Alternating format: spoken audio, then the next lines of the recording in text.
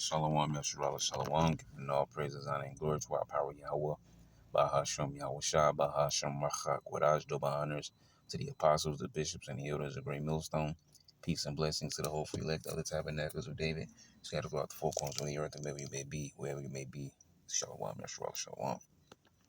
All right, back into another various article session, which a lot of times it's not even an article. Sometimes it's the news clips or other things, but you get the point. All right, so this is from world news that I posted last night. All right, like I always say, if you don't watch any of my lessons, watch the news. Sometimes I catch a lot of different things there. I can't catch everything though. But anyways, and I'm not saying this is one, like I'm saying, the highlight piece. I'm just saying I'm taking this from the news. But yeah, as a matter of fact, it's probably best. Make sure we taking. Probably best if we just play the video, and then we'll get into it afterwards, right? So yeah, let's just do that. The Israel Defense Forces are now using laser weapons on the battlefield. The Defense Ministry confirmed it deployed directed energy weapon systems to shoot down aerial threats in combat zones, marking what could be a global first. Israel says 2 laser systems intercepted dozens of aerial threats, most launched by Hezbollah from Lebanon. The IDF released video showing drones fall from the sky, hit midair by precision laser beams. Officials didn't say how many interceptions were successful. The directed energy weapons used were early models of the Iron Beam. And that's what they call it, direct energy weapon. Okay. In particular, well, when I speak about it, I usually speak about the chariots. And when I speak about it, speaking of the chariots, I usually like to call it direct energy beam. That's just my own word for it. Same difference. But we'll grab a couple scriptures in a second here. 100 kilowatt system still technically in development. The Iron Beam is designed to destroy drones, rockets, and mortars for just $5 a shot. Now, I saw this the other day. This is a different news clipping, or how you want to call it, from the original one that I saw, but I saw them talking about this the other day. But yeah, this so-called Iron Beam, being used to shut down drones or whatever. And I kind of looked over it. Then I saw it again. I was like, you know what? Let me see what it's talking about. And so that's why I ended up placing it in the news yesterday. All right. But yeah. Compare that to missile interceptors, which could cost tens of thousands to millions of dollars per shot. And pretty much, speaking of missile interceptors, it's sort of similar to what which is faulty anyways, but what the state of Israel has now is the Iron Dome. And you got Trump talking about the Golden Dome. Okay, so I mean, you can see what's going on here with that. Not saying this is the same thing, I'm just kind of mentioning that. Officials say the full-strength version of Iron Beam will be ready later this year.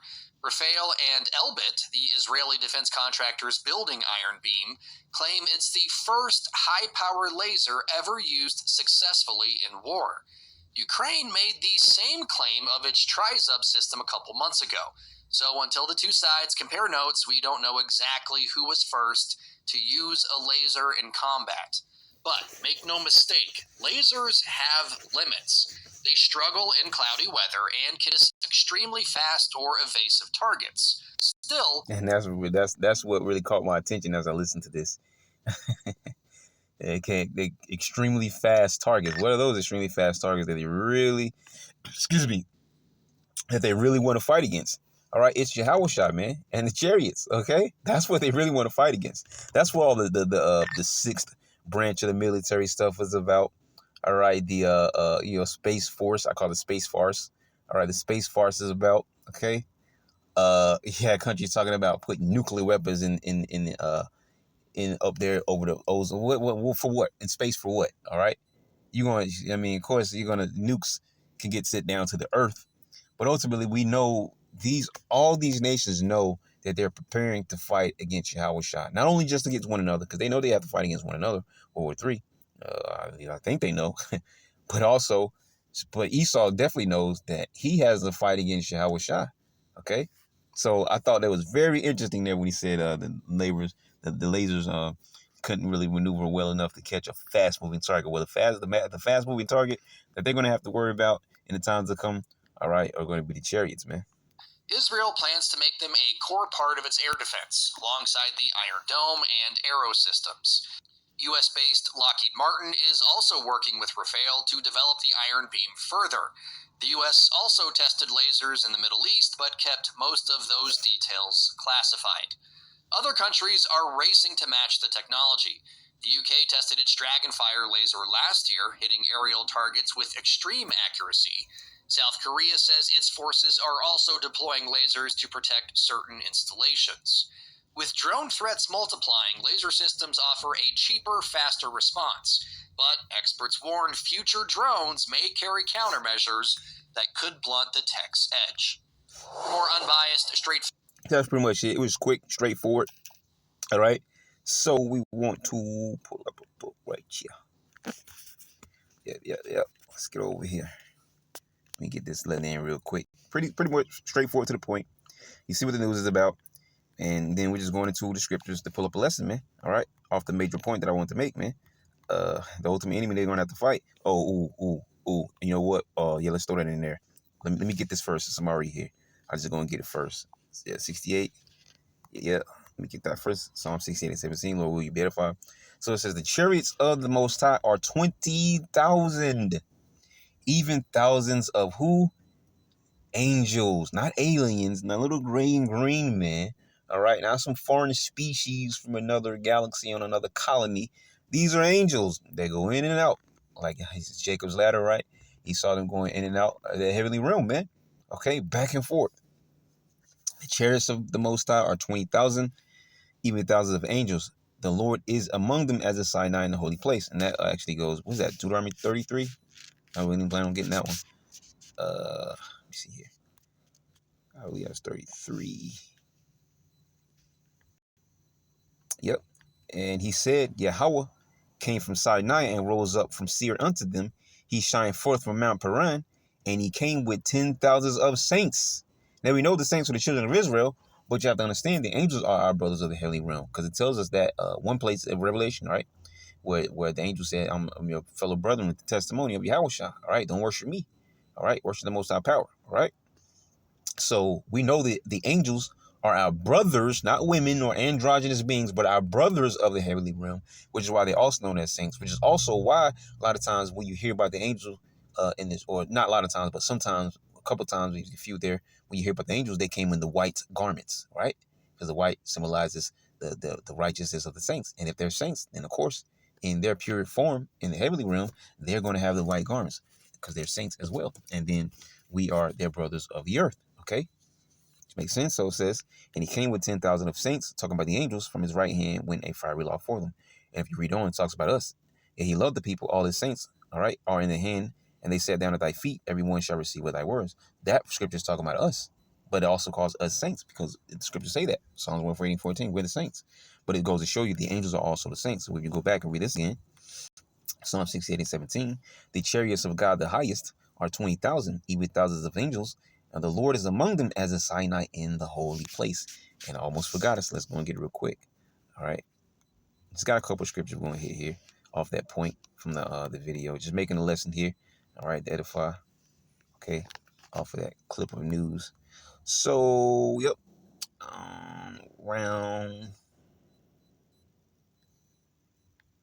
Yep. I passed it. So, not Deuteronomy. Revelation chapter 12, verse 7. And there was war in heaven.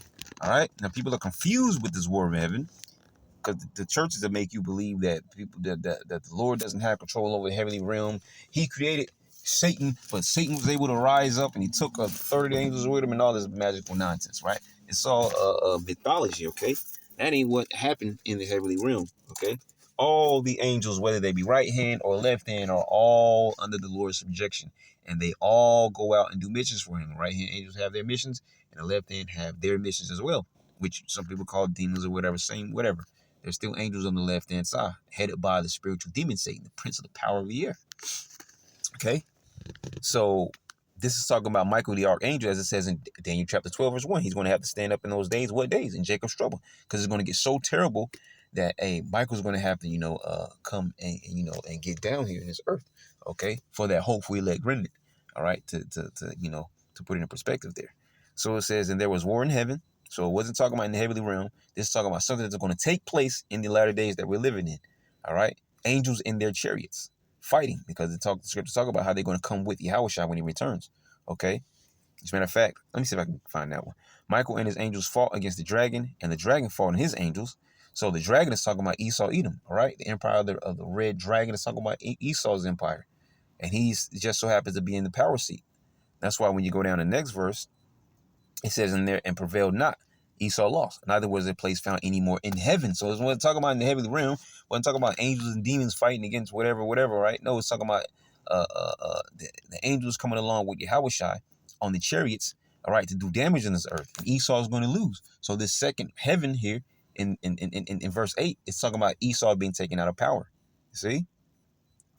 It says in the Drake. Well, we don't have to read that. We got what we need right there. I was just thinking of something else. I'm probably going to lose it. Because, sometimes your mind is racing. And, things coming to mind when you're trying to, just kind of build on a lesson here. Let's see if I can get this one first. Hopefully I don't forget the other one. Let's just get this one right now. Here it is. Matthew 24:26. Wherefore, if they shall say unto you, behold, he is in the desert, go not forth. Behold, he is in the secret chambers, believe it not. For as the lightning cometh out of the east and shineth even into the west, so shall also the coming of the Son of Man be. So Yahushua is going to pop up. Okay, I remember exactly what it was. So Yahushua is going to pop up just like that, all right, to do damage in the earth, and the angels are coming with them. It says, wheresoever the carcass is, there will the eagles be gathered together. Okay? And the carcass is talking about is Israelites, the hopeful elect remnant. All right. And the eagles are talking about those chariots. All right. Scripture says, as birds flying, all right, passing over, so will he defend Jerusalem. Just paraphrasing. Okay. Well, let me get this before I forget it. It's because so much. It's just because we just kind of rolling the spirit off the lesson. So I'm trying to get it all out. So Salakia, it seems like I'm moving fast, but I'm just trying to spit it all out. I'm about to say Enoch 1:14, Jude 1:14, and Enoch also the seventh from Adam prophesied of these, saying, behold, the Lord cometh with 10,000s of his saints. Similar to what we read in Psalm 68:17 and Deuteronomy 33:2, right? So it says, behold, the Lord cometh with 10,000s of his saints to execute judgment upon all and to convince all that are ungodly among them of all their ungodly deeds that which they have ungodly committed, and of all their hard speeches which ungodly sinners have spoken against them. Okay, so once again, showing you the angels, all right, coming in the chariots alongside Yahushua, all right, in this earth. I believe there's more in Revelation 19. Let me see if I can find what I'm looking for in this chapter. Just bear with me. Okay. We just quoted that one, right? Okay, yep. Let's start right here. Verse 11, Revelation 19:11. And I saw heaven open, and behold, a white horse. White symbolizes righteousness and purity. Horse symbolizes strength and power. But this particular white horse is talking about the chariots. And when you go to Ezekiel chapter 1, it talks about how the angels are one with the chariots. So whenever however the angels move, that's why they move like you said, they up, down, left, right, zip, zip, zip, zip, zip, zip, without ever actually turn like a jet, like you saw the jet in the video, having to take a curvature, a turn. The chariots don't have to do that. If they want to go straight, they're going straight. They want to go up. While they're going straight, they're going to immediately just go up. All right. They want to go backwards, they're immediately going to go backwards, then to the left. All right. Move like we say, what's my man's name? Darkseid. Because Superman has a laser beam that shoot straight forward. But Darkseid laser beams, when they shoot, they go forward to the target, but you'll see they zigzag. That's how the chariots do. The chariots move like Darkseid's eye beams, right? They zigzag, zig, zig, zig, zig, zig, all right, without ever having to stop or turn anything. And the angels are one with their chariots, okay? It talks about that in Ezekiel 1. So it says, and I saw heaven open, and behold, a white horse, and he that sat upon him was called Faithful and True. And in righteousness he doeth judge and make war. It's talking about Yahushua. His name is not Faithful and True. It's just yet another title. All right. Yahushua has the most titles in the Bible. All right. When you kind of read through them, he has more titles than anybody. But these, keep in mind, these are only titles. He has one true name, which is Yahushua. And that name is very important with him in particular, because the name Yahushua means he delivers. And he's the deliverer for his people, the Israelites. All right. So it says, his eyes were as a flame of fire, and on his head were many crowns. All right. It says he shall wound the head over many countries. It's the same scripture going into that, right? because he's going to take down all the nations. Okay, we'll probably end it with that 2nd Esdras 13. It says, and he had a name written that no man knew but he himself. Excuse me. And he was clothed with the vesture dipped in blood, and his name was called the Word of the Most High.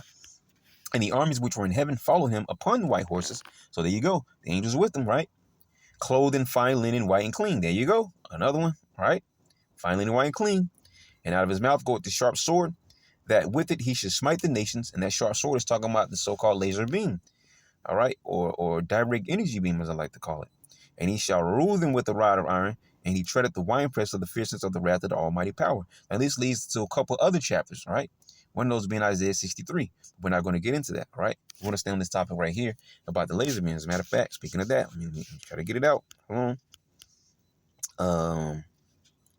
What just came to mind? It's a Habakkuk 3. I believe it's there. Yep. Habakkuk 3 and 4. It says, and his brightness was as the light. He had horns coming out of his hand, and there was the hiding of his power. Now, when you go into the word horns, the word, I believe in the Hebrew, is qaran, all right?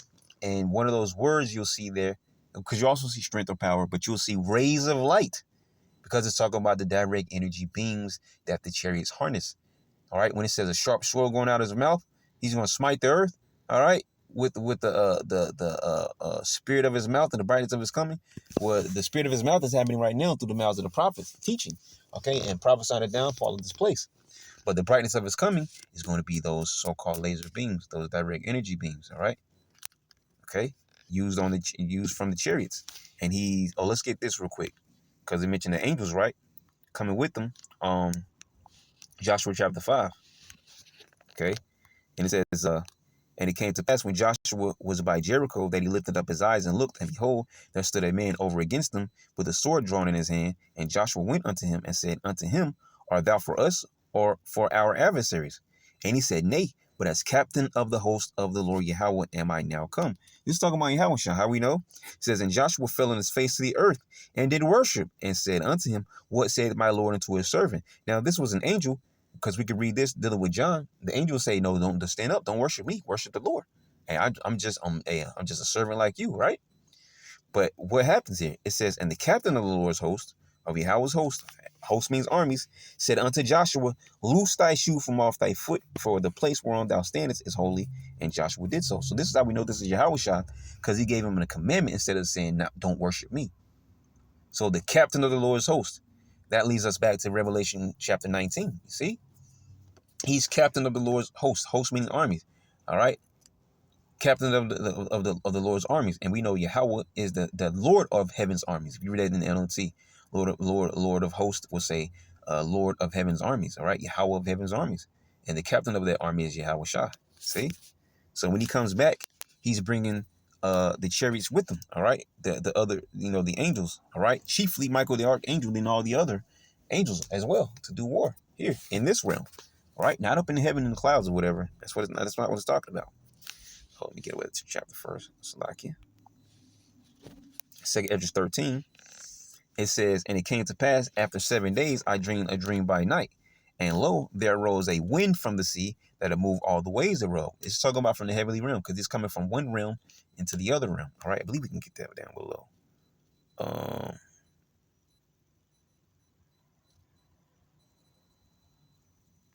Where it says one realm against, here it is right here.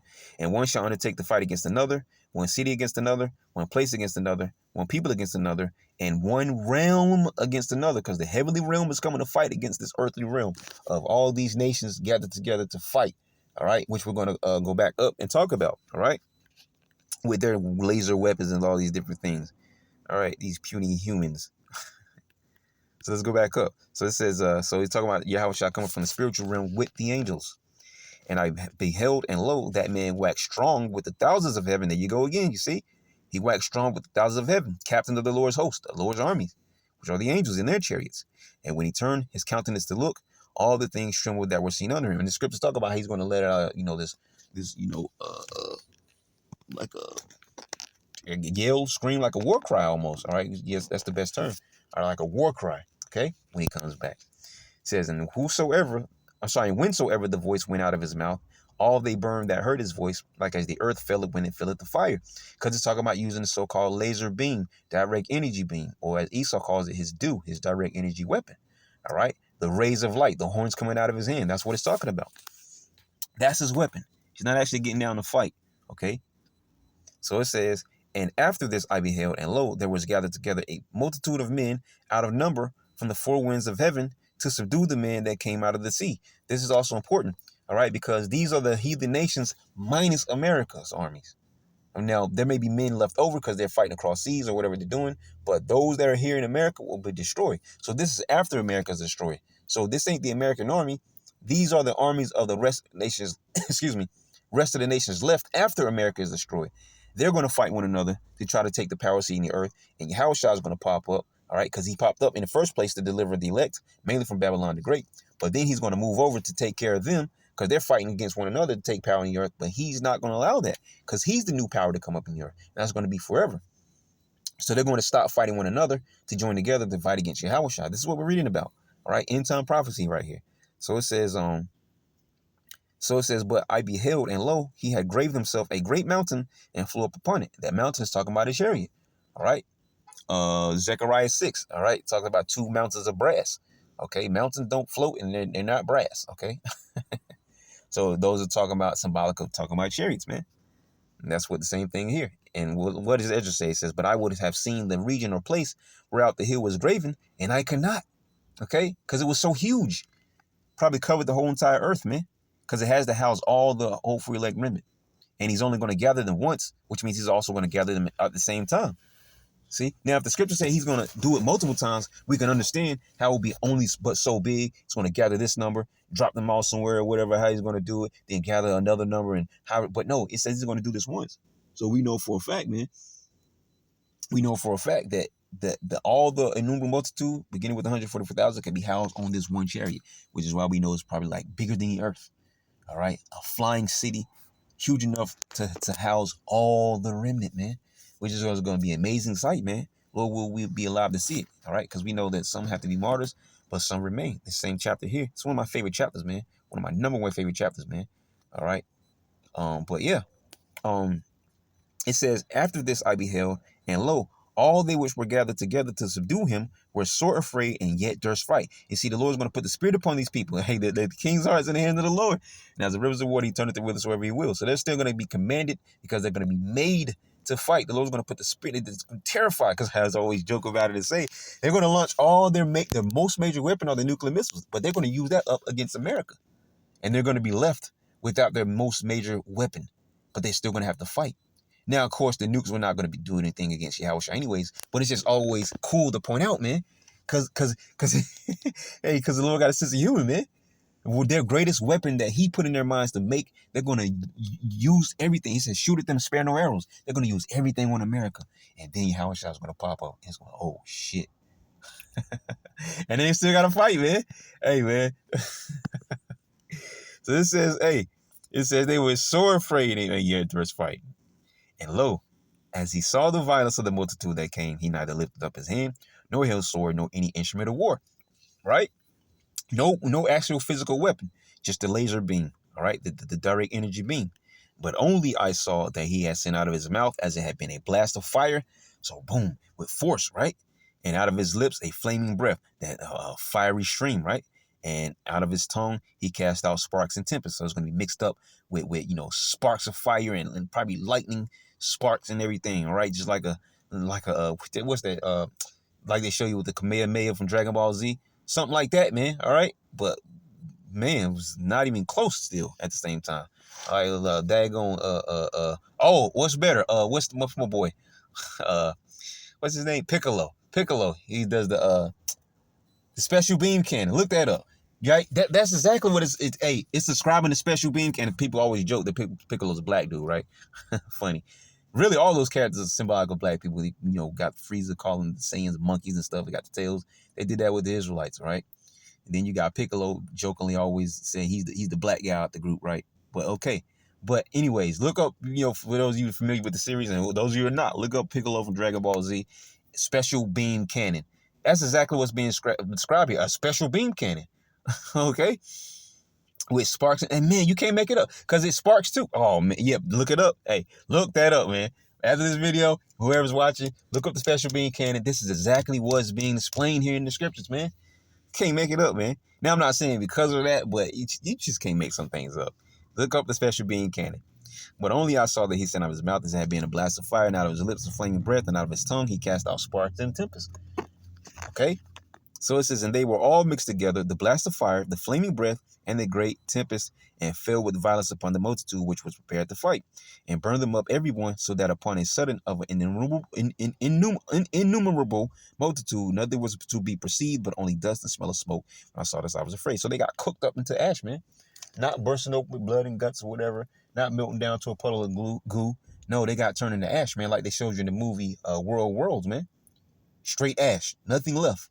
You smell it. All right. Oh goodness. So it show you how realistically the Lord allowed Ezra to be in this vision, man. He smelled it. He saw it. He smelled it. He probably felt the fear, what was going on, and they got turned into ash, man. Okay. So yeah, that's pretty much it right there. I want to get it all out. So Salakia for sounding like I'm rushing, kind of jamming together, but we just kind of did it on the fly. All right, just kind of flowing in the spirit off of that one. But I just wanted to get everything out as it was coming. So Lord will you edify. To next time, that's all I'm going to say. Shalom.